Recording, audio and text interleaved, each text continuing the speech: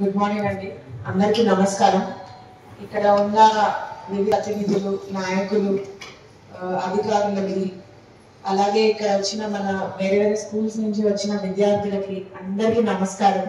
అన్నిటికంటే ముందుగా మన గౌరవనీయులైన భారత రత్న అంబేద్కర్ గారి 134 జయంతి శుభాకాంక్షలు. యూపీఎస్సీకి ప్రిపేర్ అయిన ఎవరైనా అడిగితే, ఈ ఎగ్జామ్స్ వీటన్నిటికి ప్రిపేర్ అయిన ఎవరైనా మీరు అడిగినట్లయితే బాబాసాహెబ్ గారి గురించి చెప్పాలంటే చాలా ఎమోషనల్ గా ఉంటది. ఎందుకంటే నిజంగా ఆయన బుక్స్, ఆయన ఏంది బుక్స్ లో రాశారు, ఆయన థాట్స్ ఏంది, అవన్నీ తెలుసుకుంటూ మేము ఎగ్జామ్ కి ప్రిపేర్ అవుతాం.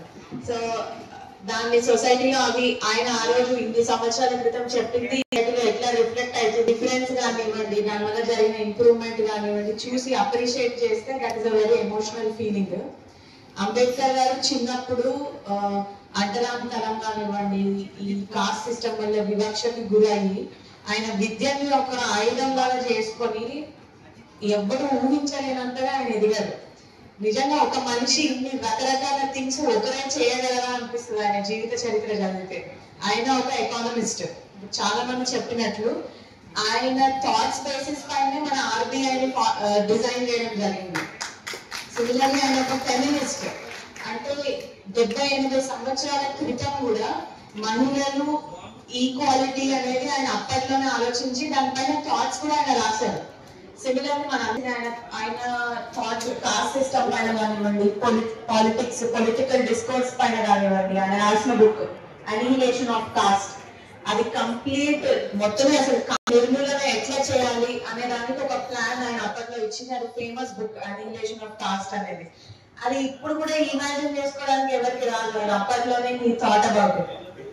సిమిలర్లీ ఆయన మన కంట్రీ పార్టిషన్ పైన కూడా రాశారు. ఇట్లా చెప్పుకుంటూ పోతే ఎన్నో థాట్స్. ఇప్పుడు he wrote about hero worship గురించి, ఎట్లా పొలిటికల్ డిస్కోర్స్ లో హీరో వర్షిప్ ఉండొద్దు, that will lead to disintegration of political discourse అని ఆయన అప్పుడే చెప్పారు. అది ఈ రోజు మనం చూస్తున్నాం ప్రాక్టికల్ టర్మ్స్ లో. ఇట్లా ఎన్నెన్నో థాట్స్ ఇచ్చిన అంబేద్కర్ గారి గురించి తప్పకుండా మన అందరం చదవాలి. పర్సనల్ గా ఆయన ఏం రాశారో అదే చదవాలి. ఆయన పొలిటికల్ డెమోక్రసీ ద్వారా, అంటే పాలిటిక్స్ లో రిప్రజెంటేషన్ ద్వారా సోషియో ఎకనామిక్ ఈక్వాలిటీ రావాలని కోరుకున్నారు.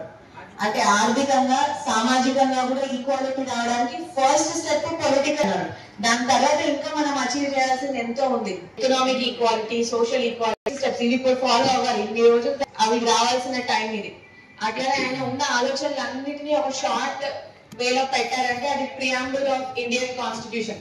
సో ఇక్కడ ఉన్న పిల్లలందరికీ నేను చెప్పేది అదే, మీరు ఒకవేళ ఇప్పుడు చాలా చిన్నగా ఉన్నారు, 6th class, 7th class, 10th class చదువుతున్నారు, అన్ని బుక్స్ మీరు చదవలేకపోవచ్చు.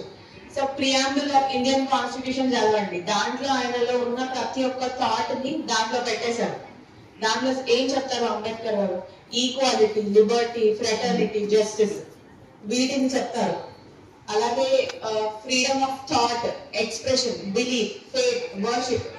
అసలు ఇవన్నీ చేసుకున్నామంటే మన ఇండియా ఒక మోడర్న్ కంట్రీ అయిపోతుంది ప్రపంచం మొత్తానికి. సో వీటన్నిటిని గుర్తు చేసుకుంటూ మరొకసారి శుభాకాంక్షలు తెలుపుతూ థ్యాంక్ యూ. చాలా సంతోషం. ఇప్పుడు